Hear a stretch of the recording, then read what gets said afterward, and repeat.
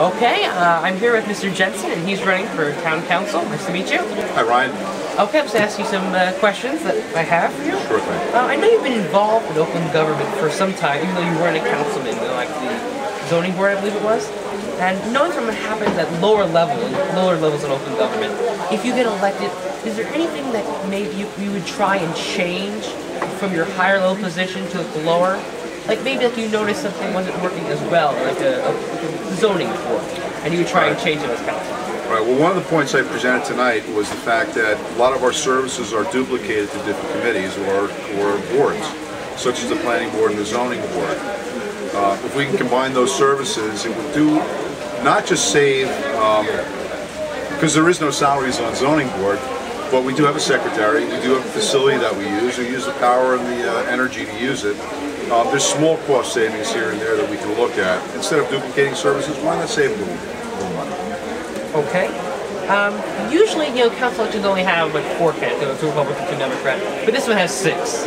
And I know you are running with Karen Marcalus, who couldn't be here tonight, but she's also running for council. Do you think that this changes your campaign strategy compared to just facing the Democrats? You have also Mr. Burns and Mr. McCormick. Good question, Ryan. Absolutely not.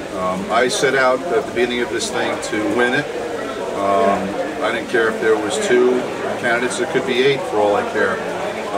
I believe I'm the best man for the job, and that's the only strategy I've used. Okay, and one last question. If you've been following myself in the polls, I'm up to my 3rd poll now, and one of the questions on here is about sharing a police force with another municipality. And the final numbers were actually much closer than I thought it would be regarding this issue. But even with the margin of error, the yeses, most people agree that we should be sharing a police force. But for the answers, because there was yes, no, and don't know. But the no and don't know are about the same. So what do you think that says about what people in Oakland think about sharing a police force? Pretty much you say yes, or you're about no, you're not sure about it. Sounds like half the folks want to share a police force.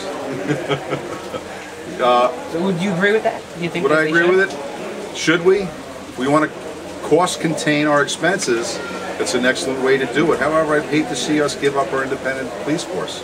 I think it provides a vital service, and as I stated before, in good times, we can't afford enough money to pay these guys to do the job they do.